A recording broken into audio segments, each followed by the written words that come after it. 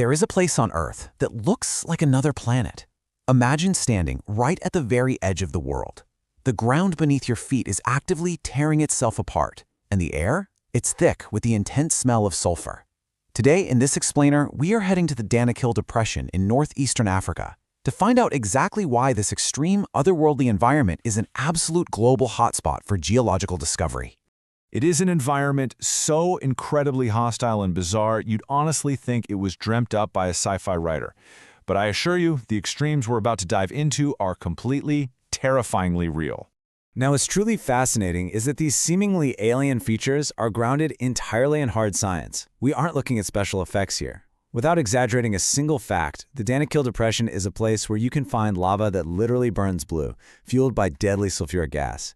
It boasts hot springs that are stained a shocking, bright yellow from complex chemical deposits, and volcanic craters filled with lakes of constantly bubbling mud. It's a total sensory overload, and it's 100% natural. Let's break down just how extreme this ecosystem gets. First up, we have Lake Karum. This is a massive salt lake sitting 116 meters, that's roughly 380 feet, below sea level. Then there's Goddardal, which is this towering, cone-shaped volcano. But instead of your typical glowing lava, its crater lake is a roiling soup of boiling mud and sulfurous gas. Head further south, and you hit Lake Afra, known for its hypersaline waters that actually contain Franchetti Island, considered the world's lowest-lying island. And hey, if the natural heat and salt weren't enough, there is active toxic contamination to contend with. Back in 2011, the nearby Nabro volcano erupted and pumped sulfuric acid straight into Lake Afra, making the salt that local communities had mined there for centuries completely inedible.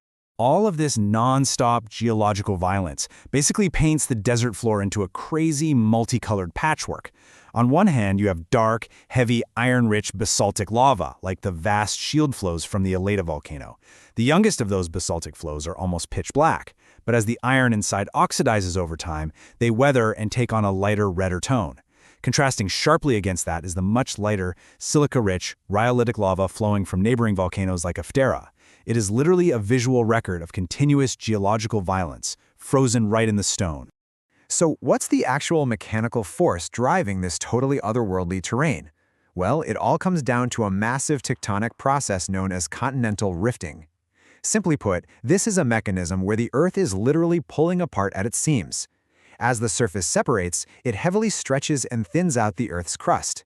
That weakened crust creates pathways, allowing extreme heat and magma from deep within the planet's mantle to punch its way right up to the surface.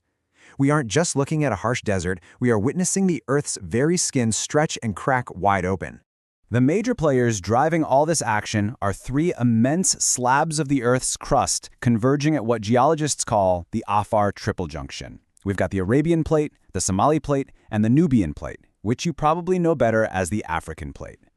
Right now, in real time, as we go through this explainer, these tectonic titans are actively sliding away from one another at a rate of a few centimeters every single year. Let's walk through the mechanics of exactly how this creates the landscape we see today. Step 1.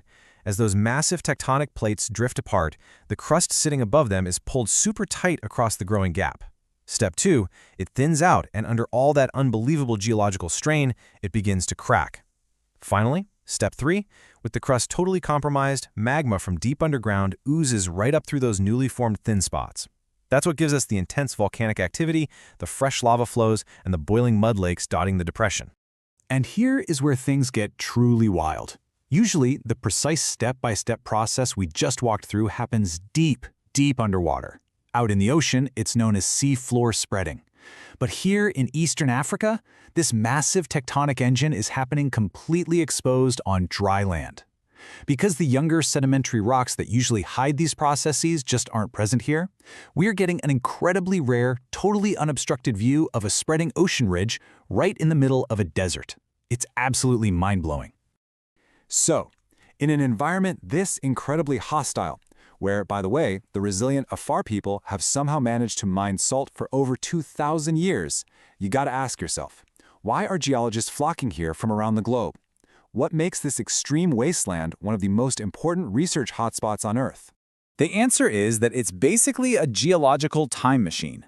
Ever since the first modern French and Italian expeditions back in the winter of 1967 and 68, researchers realized this place lets us look deep into the past.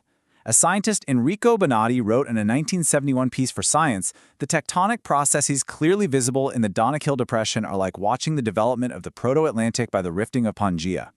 By studying this dry, cracking basin today, scientists are getting a live-action replay of exactly how the ancient supercontinent Pangaea split apart millions of years ago to form the Atlantic Ocean.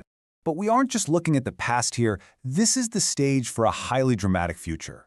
Right now, in the present, those plates separate a few centimeters a year, and the land surface of the depression slowly, continually sinks. Fast forward a few million years into the future, and the coastal highlands holding back the water will eventually just give way. The waters of the Indian Ocean, or potentially the Red Sea, which formed through a similar process, will violently breach the land. Ultimately, the entire Afar Depression will flood. You are literally looking at the birthing ground for a brand new ocean.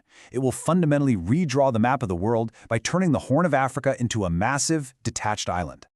It really leaves you with a profound sense of awe for the dynamic, ever-changing nature of the ground beneath our feet, doesn't it? We live on a planet that is constantly tearing itself down and rebuilding itself in the most spectacular ways imaginable. Earth doesn't need another planet to look alien. Places like Danakil are already here.